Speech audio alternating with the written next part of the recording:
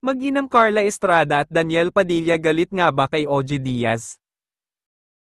Naikwento ni OG Diaz ang tungkol dito sa pag-uusap nila ni Carla Estrada na napapanood sa latest vlog ni OG Diaz. Ayon kay OG, parang nakaramdam daw siya ng hiya nang magkita sila ni Daniel Padilla sa naganap na ABS-CBN Vault, ilang linggo na ngayon ang nakararaan.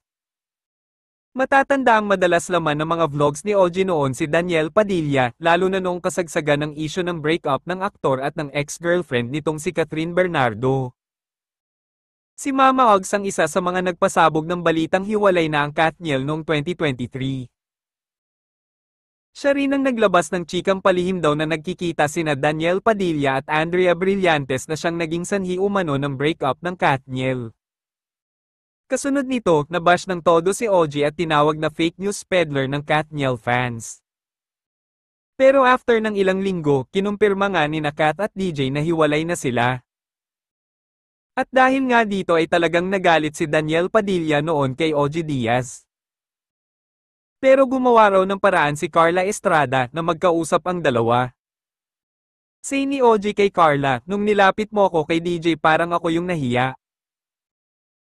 Kasi parang, tingnan mo to nag-e-effort si Mareng Carla para makapag-usap kami ni DJ. Pero si DJ talagang hindi pa handa nung gabing yun. Hirit na biro naman ni Carla kay Mama Ogs, nakamagkano ka sa mga content mo sa akin? Wala ka man lang pasaging, paprutas ha.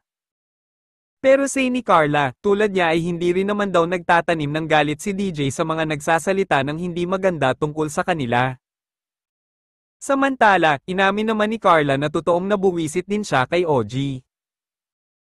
Tinanong kasi siya ng kanyang kumare ng, nagalit ka ba sa akin? Sagot ng nanay ni DJ, hindi. Iba ang galit sa parang nairita, or nabuwisit, or nagtampo. Siyempre may mga salitang hindi nakakatuwa. Hanggang ngayon ay hindi pa rin nakakapag-usap sina OG Diaz at Daniel Padilla.